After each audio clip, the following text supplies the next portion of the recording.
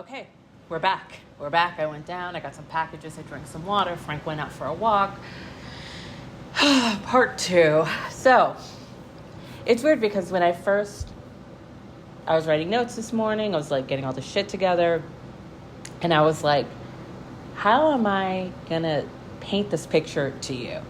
Because like, there's all this negative stuff happening. There's all this drama that's happening right now. But because you didn't watch the show and you don't really know about it, like you don't know like the good parts of Catelynn and Tyler. And then after I recorded, I went down to get my packages. I was like, I think I did a good job explaining everything to her. And now I'm like, I'm not going to do a good job explaining. Anyways, so we're back. Okay, they're married, therapy, all of that. So let's get a little bit more into the cracks of their foundation. So, throughout clips and stuff, throughout their time together on the show. Also, I should tell you, it is 16 and pregnant, teen mom OG, teen mom new chapter. Like, they have been spinning this shit off and on for a while now. There was actually a time where the show, I think it was just regular teen mom, was canceled for like 2 years, and then it came back as teen mom OG. I'll get back to that. But, so yeah, some cracks in the foundation of, their relationship as a couple. Looking back, there are times where you can see that Tyler is done with Catelynn. Tyler is done with her crying. Tyler is done with her depression, which sounds really harsh. It is. There are times where he's great with it. There are times where he's done with it. There are times where he's just done with a lot. And there are times where you can really tell that he is belittling her. He's emotionally unavailable. And, he is mean to her, low-key or high-key. There's this famous moment where I think it was after she had her baby, the second baby. He was like joking around and said, "I don't want no heifer for a wife," which is not great. At the same time, I'm like, a one-off comment that was caught on TV in your frustration over like years ago does not paint a full picture of your relationship. But like, and honestly, I saw a lot of people like, and not that I'm like, I gotta defend him, he just called his wife fat, but like the way that people are like, and he called his wife fat, and I'm like, but no, they were completely right. He calls his wife fat and he still calls his wife fat. So yeah, Catelynn has kind of been up and down in her weight over the years. I think it's a combination of a lot of things. It's a combination of her depression, not wanting to get out of bed. It's a combination of just bad habits. And, she also smokes like a chimney. It's not on the show, but she smokes like a chimney. And they just, those combinations aren't great. And, right now she just looks tired. She looks really tired. And for someone who is like a year younger than me, she looks a good 43, not 33, And, there are times, so here, let's get into Tyler's mom, Kim. When you watch clips of them together, Tyler likes to complain about Catelynn a lot to Kim. And if you look at it through a different angle, it's very boy mom, like, let's kiki together and talk cash shit about Catelynn and then just blame all these problems where, like, Catelynn's not in the room, where she's coming in and out and doing something, and she'll say something and she'll leave, and then Tyler will turn to his mom and be like, see what I told you? That feeling? Like, that's not great. That's not great. It's not great. So the thing is, a lot of people with Catelynn's depression and stuff and her, emotional issues, they're very good about like talking about it. So, she's not like, what's going on? It's very like, I have trauma because of X, Y, and Z, and I have this and that, which understandably, she talks a lot about going to therapy and going to rehab for her mental health. Then, here's the thing also, they also have a lot of money now because they're on the show. continuously, and they get brand deals, and they can make easy money on fucking Instagram. And they now have their own, their job is the show. They didn't end up going to school. They did like make for a short while, they made like a TV, a clothing line. At one point, Catelynn really wanted to start working with like a company to make like baby food, healthy baby food and stuff. And it's kind of like the rich people are bored and they don't have a job, so they kind of just like toy around with a lot of things, which fine, whatever. But nothing has ever stuck. And if you look at the other teen moms, there's varying degrees of success. If you look at Chelsea and Kale, they've definitely been able to, first off, they're not on the show anymore. They quit the show and they have their own thing. Chelsea she has her own show on HGTV. She's like renovating houses. She has a whole other universe around her now.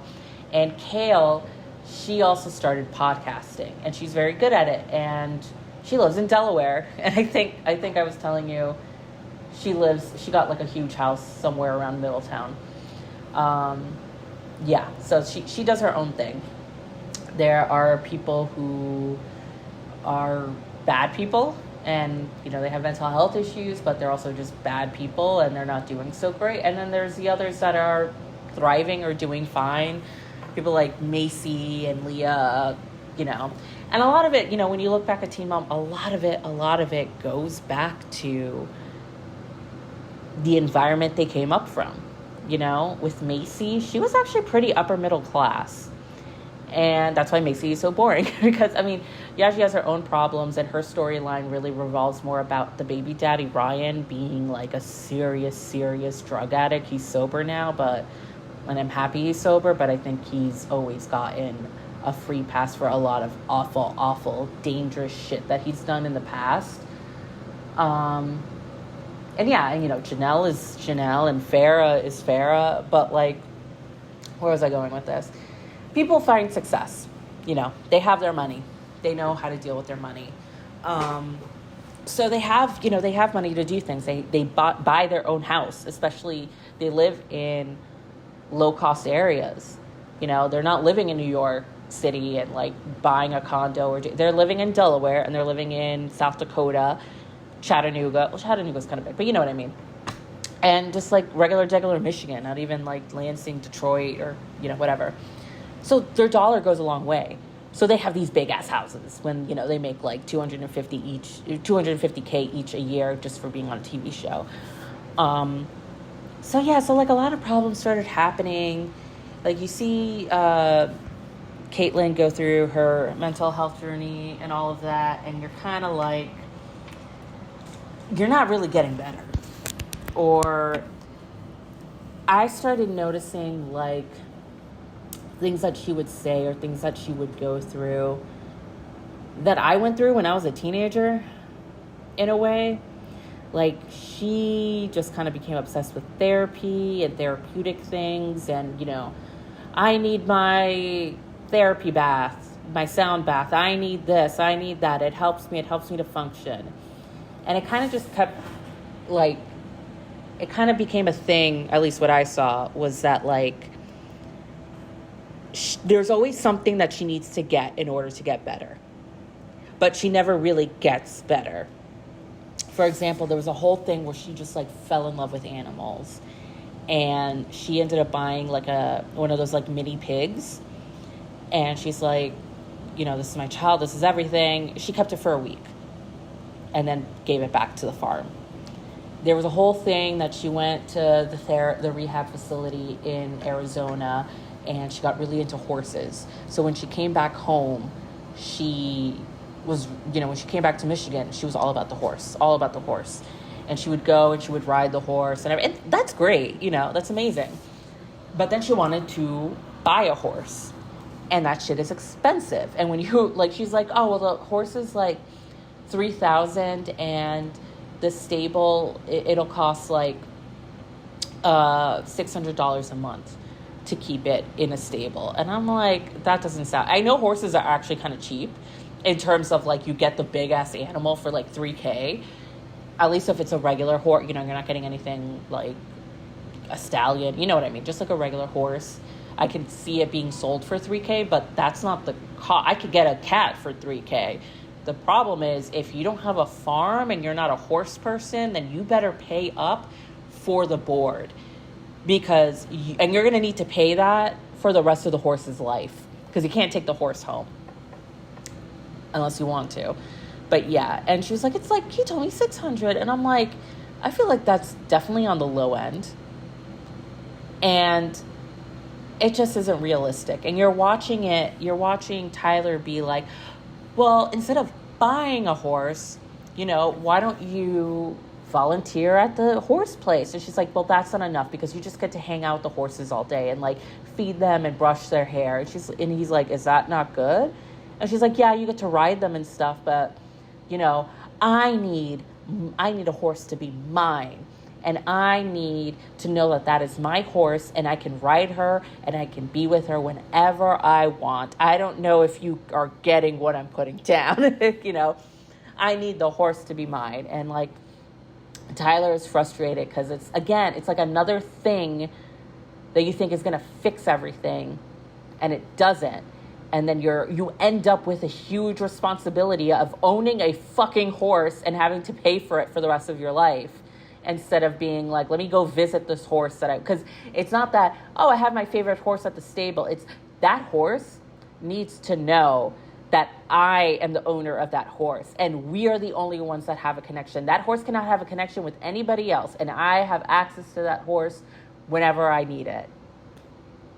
Again, this is like if you're in English class and you're like, I think there's a deeper meaning behind all of this. You know what I mean? She doesn't end up getting the horse, but it just becomes kind of that. And it's like, I actually kind of remember feeling that way about certain things when I was a teenager. And of course, like, I was going through being a teenager and like mental health stuff too. I remember one time I got so fucking upset that I couldn't go to France. Hear me out.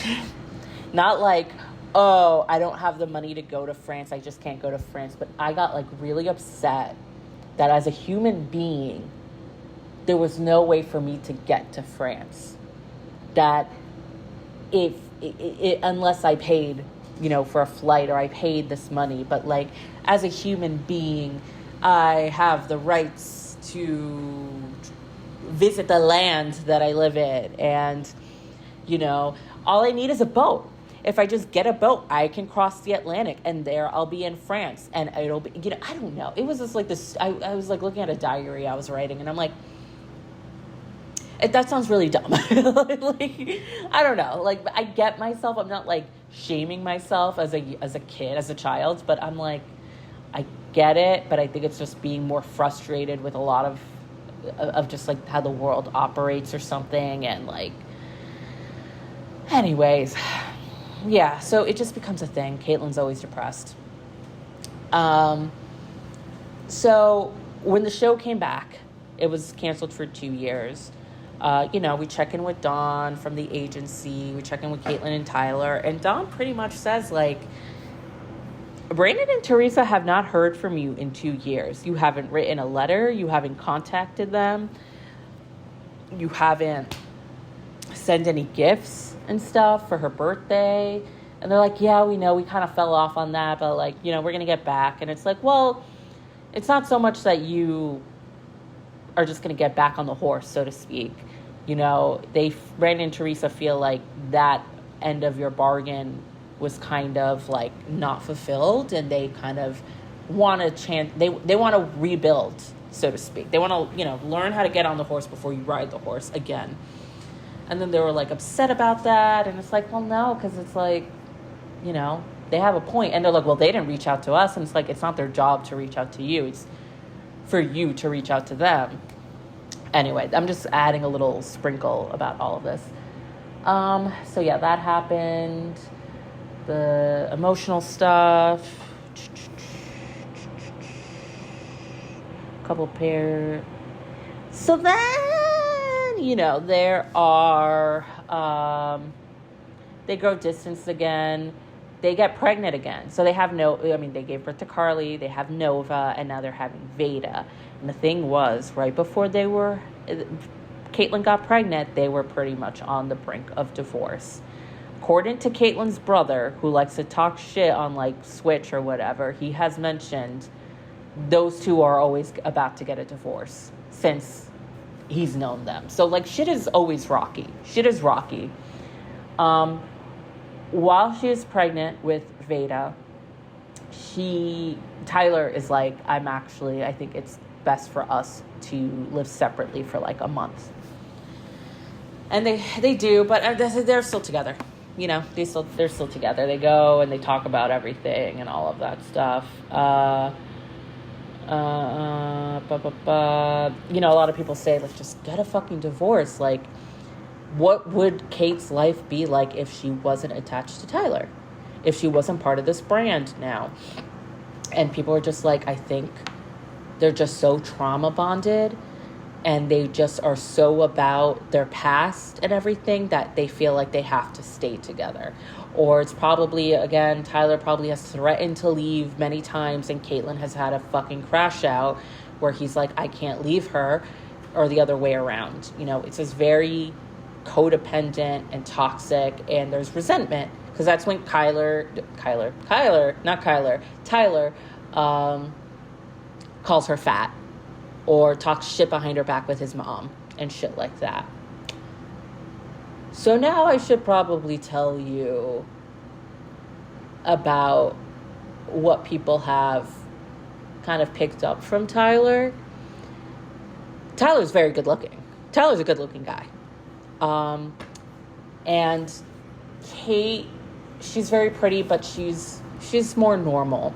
And I think Kate has a lot of insecurities about that. Like, she's punching above her weight. She's always been punching above her weight, so to speak. There's a meme of people, because they also have very thick Midwestern accents. And like when people are like, well, I don't know, maybe you should leave Ty, but he's so hot.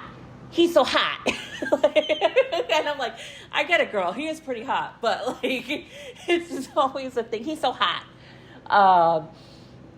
And I know she gets dick down when she gets dick down, you know, but, so yeah, Tyler's pretty good looking, and people have always said like, oh, they're probably like cheating on each other. Who's Tyler cheating on her with? And then it's like, well, this might be a guy, because there's always been rumors and just kind of like little things out there of like, well, was Tyler, like, they obviously have this connection. They're married, they're together, they do love each other, even with all their problems and all their trauma and all of everything. But like, people have kind of always clocked like, is Tyler gay or bi? I think the way that we look at things are very black and white. You know, I think Barry Diller, like the businessman, just came out as gay. He's been married to Diane von Furstenberg for like 25 years, and people are laughing like, dude, what secret? Everyone knows you're fucking gay. Everyone knows that she's your beard. And he kind of came out and he's like, yeah, I know everyone knows I'm gay, you know? But I think it's more like, but she's not my beard, so to speak. Like, he was very, like, when I think it came out because he's writing a memoir. He was like, yeah, I'm gay, but this is a woman that is my wife and my life partner. You know? Am I a husband and wife? Are we husband and wife in a heteronormative sense? No. Are we, you know, she gets to do her own thing, I do my own thing. But this is my, so to speak, life partner, and we're very, very happy together. And he's like, I didn't marry her because she's hiding the fact that I'm gay. I married her because this is the person I love and respect the most in my life. And we just have different ways of doing things. So, like, I feel like it's kind of that situation. Like, I think Tyler is gay, or, you know, he's queer. And I think, again, the same thing with Catelynn. Like, I mean, not with Kate, I think she's straight. But, you know, like, I just think that I don't think it's as great as Barry and Diane von Furstenberg. I think it's a shitty relationship, but like, you know, I don't know, some people are like, he's totally gay and he needs to come out. And I'm like, yeah, he should come out. Yeah, he should live his life. Yeah, he shouldn't. You know, there's a whole thing of like, before they got married, they were separated for like 6 months, and Tyler moved to New Orleans to model, and he was living with a photographer. Take that for what you will, you know? So yeah, like I don't think it's I think a lot of it is painted as he just needs to come out as gay and live his life the way he needs to. And I'm like, I think he should get a divorce because it's not a healthy relationship in that sense. They have kids, they love each other, but they're not good together.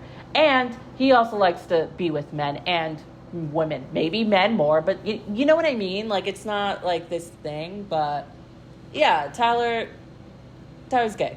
And like, so yeah, so there's that. So then that adds more to like, we know he's, you know, like this is a fake marriage or whatever, but you know what I mean? Yeah, you know, things are swirling about like he's cheating on her. She's gone to that fucking rehab facility in Arizona like 4 times. And honestly, it's a really, really nice rehab center. In the sense of it's like $30,000 for a month of being there with therapists and yoga and acupuncture, and you're in like the middle of the desert with this swimming pool and you get to ride horses. And it's like, is this really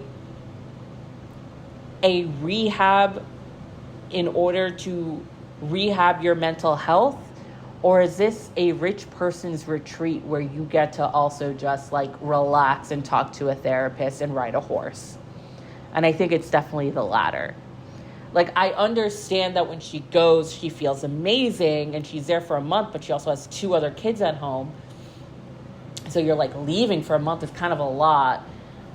But you're coming back from a retreat, and that's why you feel so good when you go, and then you come back and reality hits and you're like, I need to buy a pig and a dog and a horse and all of these things, because you're not really like, listen, absolutely sure she is realizing things and growing, but it's not, you know, she talks, say it's this facility, treatment, rehab.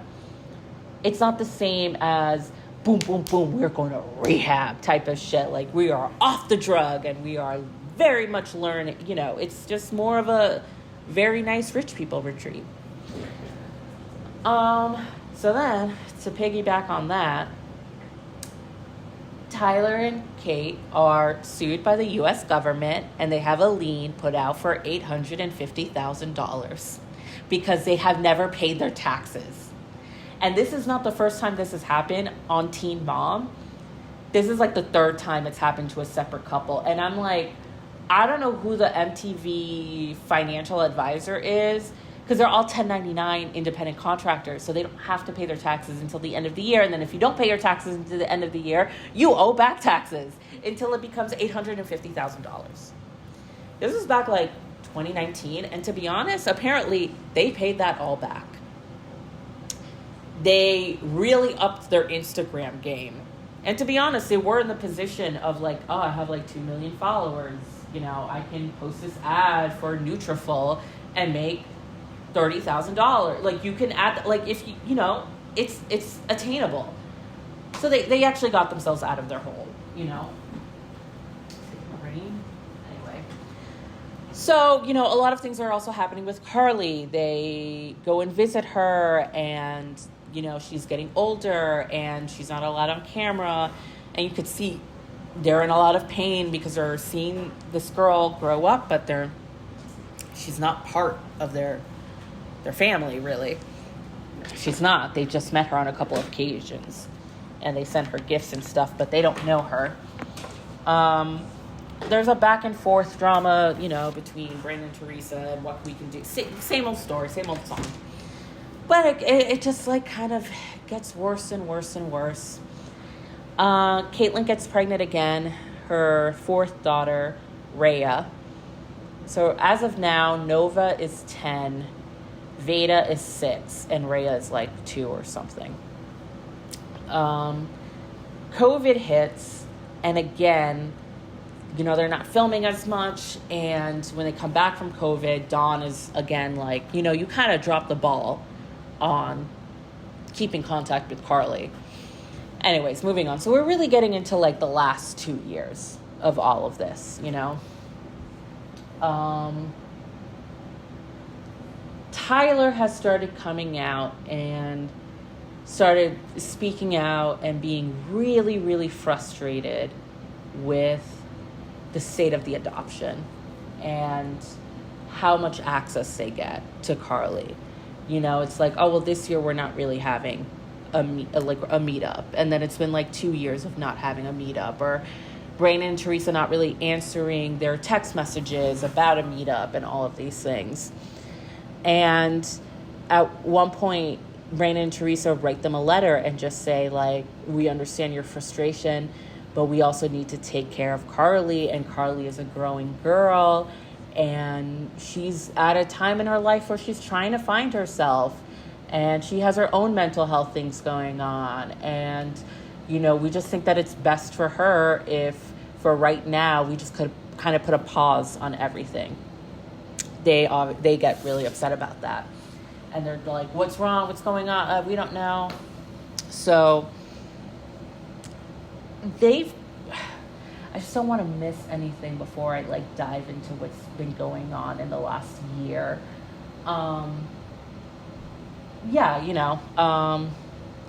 They've been really upset about that. They started talking more about that on their TV show. Oh, by the way, I should tell you how this TV show kind of started with Bristol Palin. Bristol Palin was on the show for a season. Just to let you know. But yeah. They ended up getting really frustrated with that. Tyler started... Are you okay? Tyler started speaking out a lot more, and he started speaking a lot about adoption in general and how that affects a family. They started talking about Nova and how Nova, she missed her sister. And people were like, but Carly is not Nova's sister. They're biologically related, but they're not sisters. There's a lot of talk about that, about what it means to be related and all of that. There have been a couple of things throughout the years where it's looked strange, or Catelynn and Tyler have just done things where I'm like, I don't think that's the healthiest thing. So Nova looks exactly like Carly. Exactly like Carly.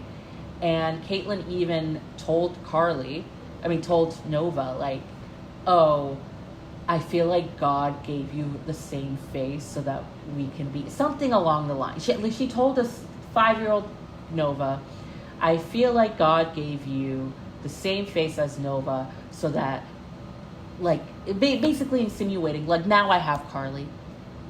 And I'm like, that is not a good thing to say to a child.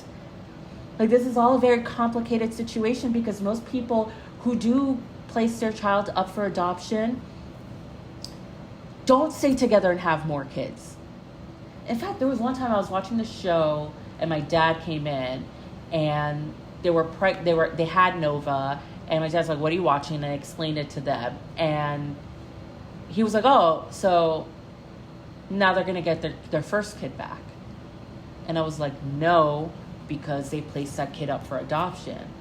And he's like, yeah, but they're not teenagers anymore, and now they're adults, and you told me they have money now, and they're married and they have their own kids, so they can go and pick up their own daughter. And I'm like, that's not how it works. And he's like, it should be. It was a whole... And my dad also... Ugh. But it's like, that's not how it works. That's not how any of this works, And then they also, celebrate Carly's birthday, and they have Nova blow out the candles. And it's like, whoa. It seems like that's not okay. It just is very weird. And it's like, how much are you talking about Carly to Nova? Because yes, everyone should know, Nova should know that she has a biological sister that lives with another family because of X, Y, and Z. And now this is a situation that it is, and it's strange, or you have these mixed emotions and feelings. And Tyler is very good at talking. He's become this sort of like, I don't want to say brofluencer, but like just a lot of therapy speak and pseudo-intellectual kind of thing. It's like he wrote something, I'm reading this now in my notes. Healing isn't linear. I'm ascending while unlearning codependency. And it's like, what does that actually mean, Tyler? You know? But yeah. So they started kind of talking more about the adoption industry in general, how they look back on their adoption, and there are questions that are being raised now about if they were fully given the information that they needed while they were choosing this option. They're kind of like pushing it, and it's like, are you saying you regret this? Are you saying that you aren't happy with this? Are you saying that you were manipulated? No, that's not it. But it's like they're kind of pushing towards that. So this is a part where I kind of give you a little bit more information about adoption, the adoption industry in general. So the current adoption industry, especially in the US, is heavily, heavily, heavily influenced by a woman named Georgia Tan, who was the fucking devil. You know when you're like a fucking teenager and you're like, I'm listening to the last podcast on the left, and I mean, we still do, but you know what I mean? Like, my favorite serial killer is Ted Kemper, not Charles Manson. You know, like, you get into that mode where you're like, what is a serial killer? Who are these people? Who are these evil people? And you're kind of like alt about it all. No one gives a shit about Georgia Tan, but that woman stole 5,000 babies and killed a lot of them. That woman was a human trafficker, basically, especially 100 years ago. Because the idea of infertility, I feel like, I don't want to say infertility was more back then than it is now, but they didn't have IVF, and they didn't have modern medicine that would have been like, oh, well, actually you have PCOS, and if you do this, maybe you'll get pregnant. A lot of women were just infertile, or they were, incompatible with their husbands, or husbands were infertile and stuff like that. Adoption was a big thing back then. It is now, but it was a bigger thing back then.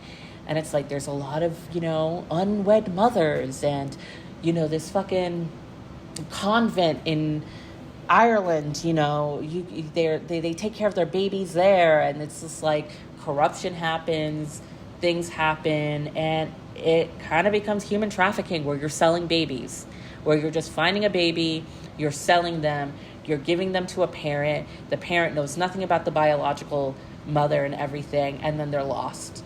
And it's kind of, and that happens, Georgia Tan is kind of the architect of the way we think and see adoption, in that regard of like, oh yeah, we never told Tommy that he was adopted, or some weird, that doesn't happen as much now, especially with 23andMe, but like, yeah, of just like, we're a well-to-do couple, we have money, and we're infertile, and someone throws a baby at them, and it's like, but where did that baby come from? Oh, it was a mom, she wed to her, she got pregnant, but like, a lot of the times it's like, there was a lot of manipulation in, false promises of, oh no, you're going to see the kid, you're going to see this, you're going to do that, you're going to do all these things. And it just simply wasn't true. And women, I mean, if you watch fucking Unsolved Mysteries, there's a whole, I know it's aliens and murder and witchcraft, there's a whole last section on just lost loves and finding your baby sister and finding your mom and all of this shit. And a lot of it always had to, went back to Georgia Tan and her adoption agency. And yeah, the kids were killed too. If they were this kid's not good at, a lot of abuses happened. And, when things are systemic like that, and if they're influenced, it seeps into the regular. adoption industry, because the public adoption industry is foster care, which we know is broken, which we know is crazy, which we know is this, that, and the other. The private adoption industry is private, and there's a lot of loosey-goosey laws in terms of, paying an exorbitant amount of money, $20,000 just to go through a 5-year process of like getting a baby and this and that and all that, and it could fail and you got to pay it again and all of that stuff in between. But yeah, there's a lot of like unethical practices. There's a lot of things. I don't know if you saw like the documentary or heard about Natalia Grace, who is a woman. She's like in her early 20s now, who has like a bone disorder, and her mother gave her up placed her for adoption when she was born in Russia. And the doctors told the mom, this baby is not going to be well. You don't have the funds to support her. It's better to place her in adoption and she'll get adopted from someone in America. And the mother truly thought that was the best decision to do, that she would have a better life somewhere else.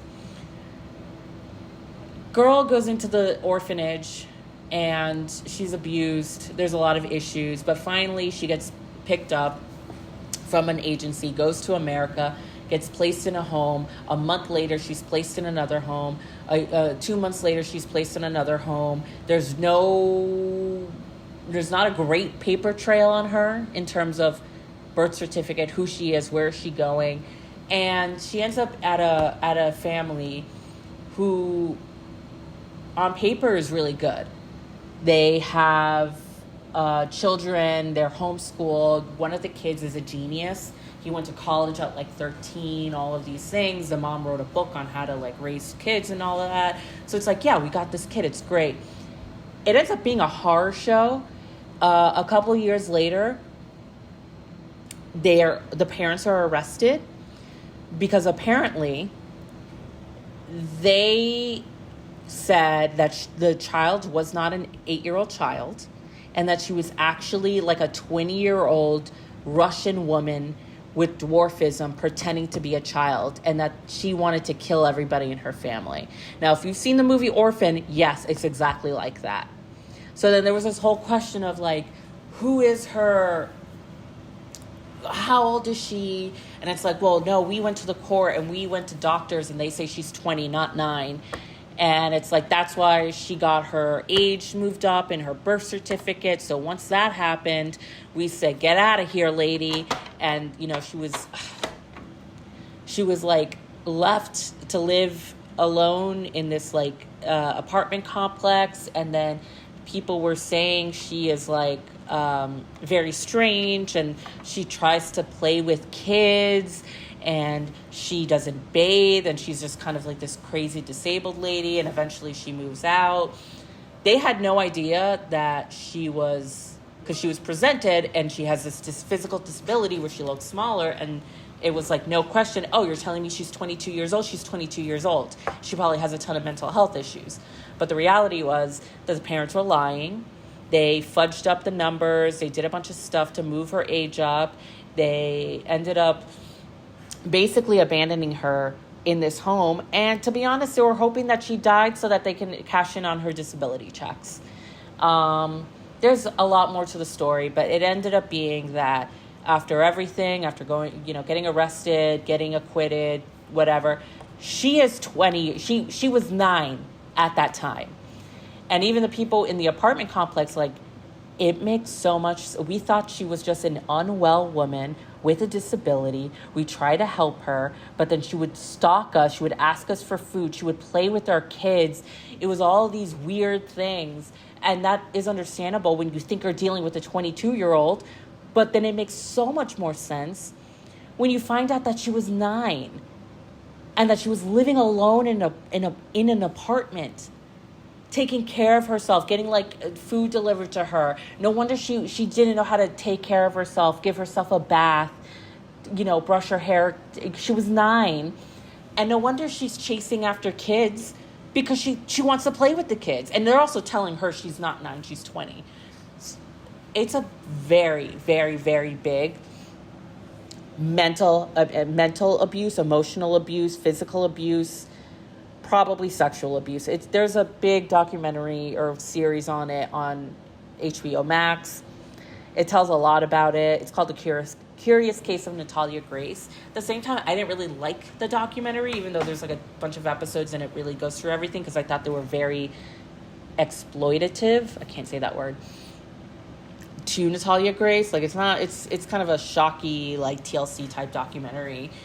But I was watching it and I'm like, in the middle somewhere where I think at one point she was with a family, and the family reached out to someone on fucking Facebook about adopting her and like rehoming her. And I'm like, oh my fucking God.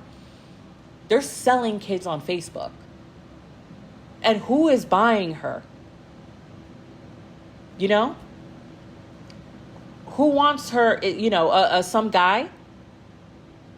That type of shit. So the bones of that industry is still here today in America and all around the world when it comes to the manipulation of mothers who want to place their kids up in a good home and all of that stuff in between. Like, you know, the problems still persist.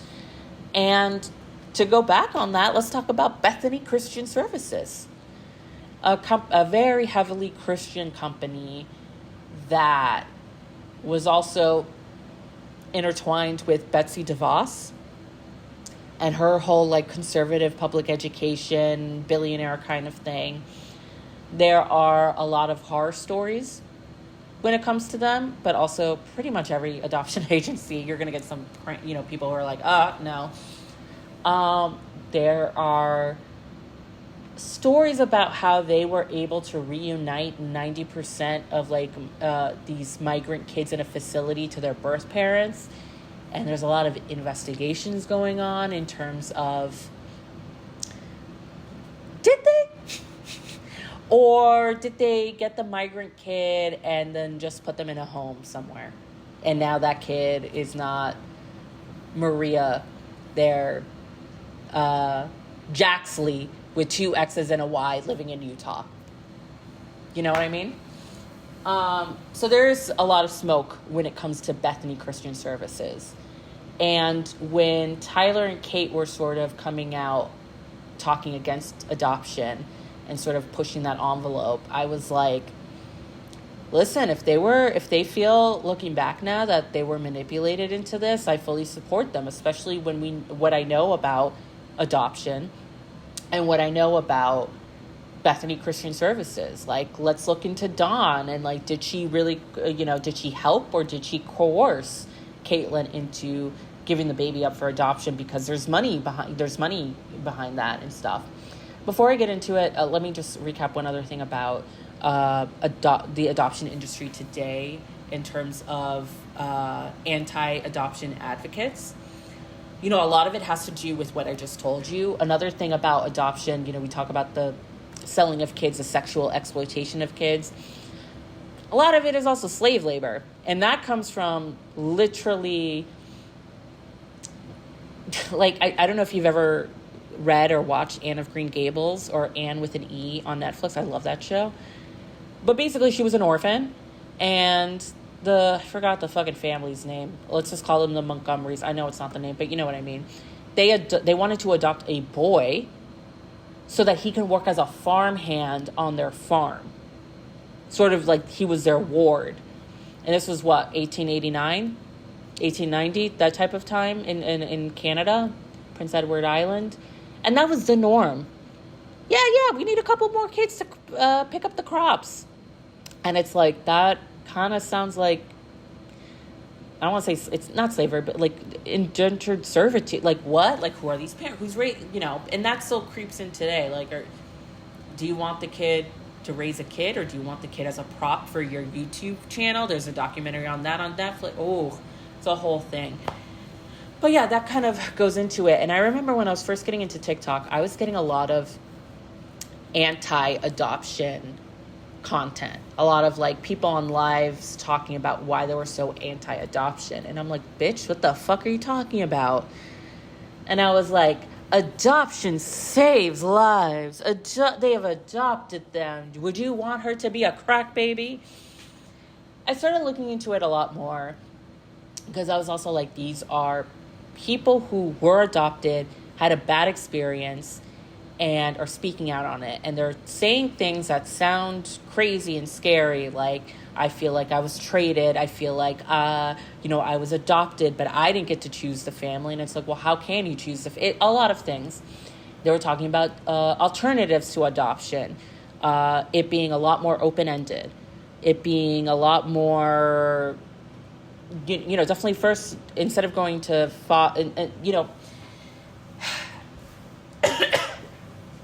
there's a very big idea on, if you see a couple that adopts someone, and you even hear, if you see that they're like, we adopted the kid from Africa, it's like, oh my God, you're the greatest person ever. You saved their life, and now it's so humbling and all of that. Or, things like that. Or, yes, that baby would have been a crack baby if you didn't save it, and you're the best person ever. I very much had that mentality. I think a lot of people still do. And, there's always, that worst case scenario of someone just walking up and being like, of course you saved that baby from Africa. But then there's also, just the fact that even creating that narrative of this couple is saving this baby gives them sort of an unearned platitude. Because really what it really should kind of just be is, you had a baby, in terms of just looking at them. Like, yes, not biologically, but you had a baby. You're not the greatest person in the world. You're doing everything that we're doing. Because if you take all of that shine off the table of how great they are because they adopted, you bring them back to earth. And you can really have a discussion of how are we raising this kid? How are we doing this? How are we doing, all of that. So that's one thing. There's a lot of issues with transracial adoptions where people just do not care that they are raising children from different cultures and what that impact will do to them. We don't see color in this house. It's like, no, but your kid is Korean. And eventually she's going to want to know about Korea and her birth parents and her culture and the things that she missed out. It's complicated. It's complicated shit like that, but like, it's real. And I think those types of themes and questions should be confronted and asked and thought about. I think if you're going to do adoption, you're going to do it right. There's a lot of things to learn from the people and the children that have grown up with it. So another thing, I don't think I've ever told you guys this, only because I have a really big family, so it wasn't like a pertinent thing that I'm like, I gotta tell you. There's also a specific thing called kinship adoption, which is you're basically getting adopted by another family member. And that was given as like an alternative to private adoption. And I'm like, well, yeah, duh.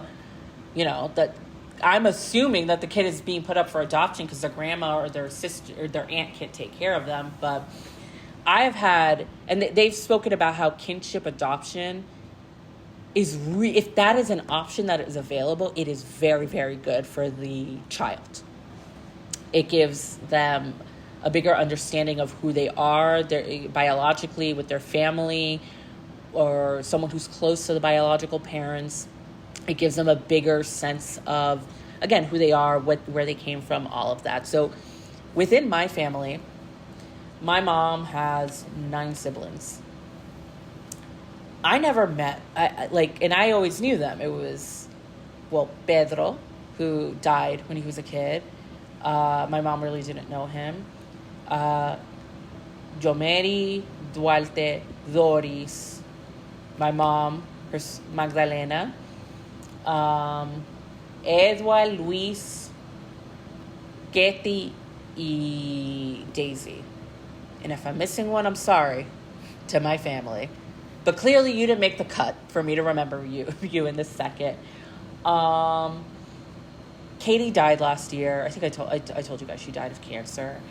And Daisy, so I grew up with all of them, except for Daisy.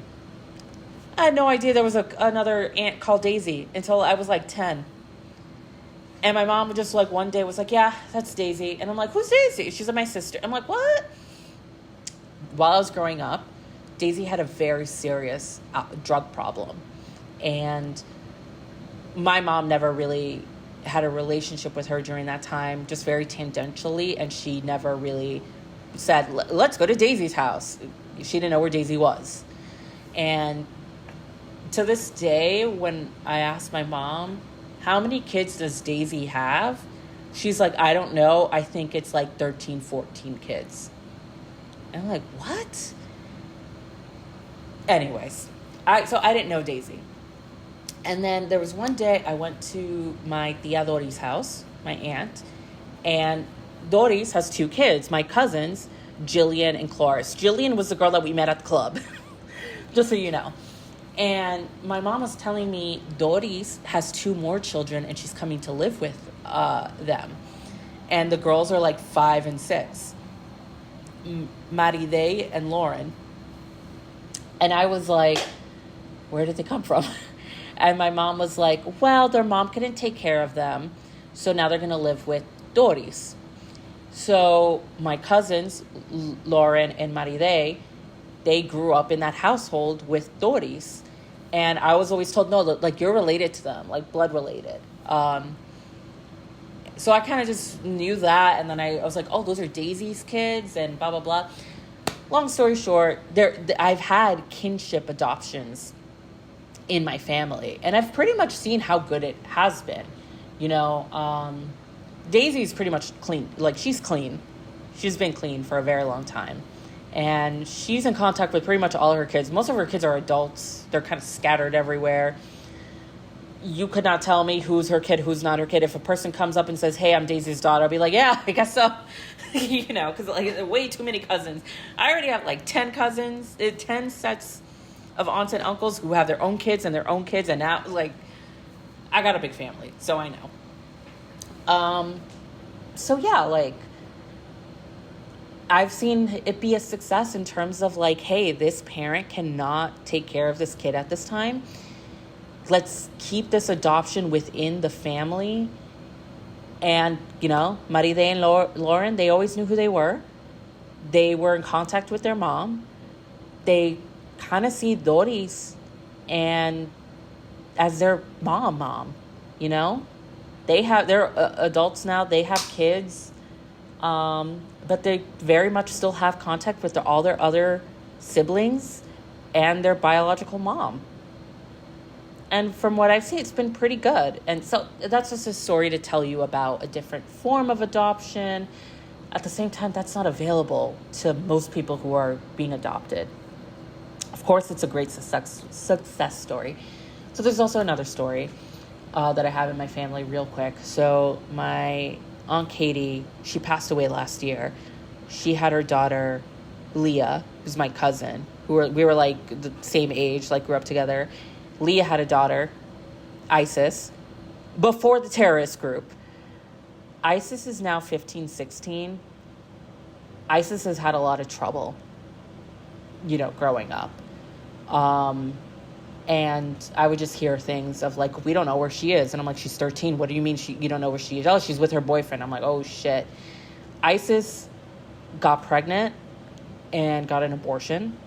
And then right after Katie died, Isis was pregnant again. And she was only 14 years old. I was upset. And I got really upset with my mom because I was just asking questions because I'm not as close to them anymore or to my family like that. So I'm like, what happened? What this? And she's like, I don't know. That girl is crazy. And I got mad at my mom. And I'm like,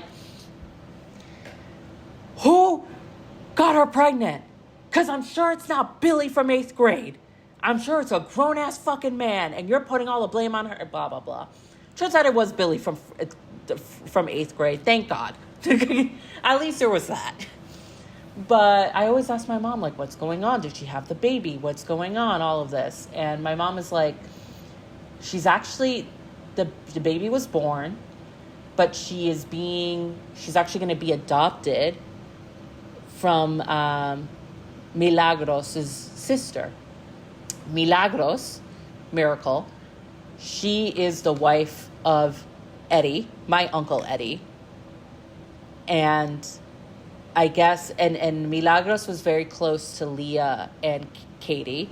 And I guess when this situation happened last year, she was very much involved, obviously, like I said. And, yeah, she was involved. And basically, it kind of became another thing. Like, Isis could not raise a kid. Leah couldn't raise a kid. Leah has 3 other kids. And I think an opportunity kind of came about where Milagros' sister was open and willing to adopt the kid.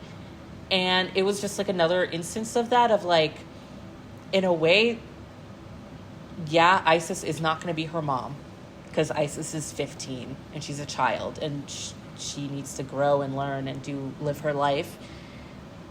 But she's still around, and in a way, it's kind of like the way that Lauren and Maride see Daisy, their mom. It's like, yeah, she's my mom, but she's kind of like my aunt. And then my mom is my mom.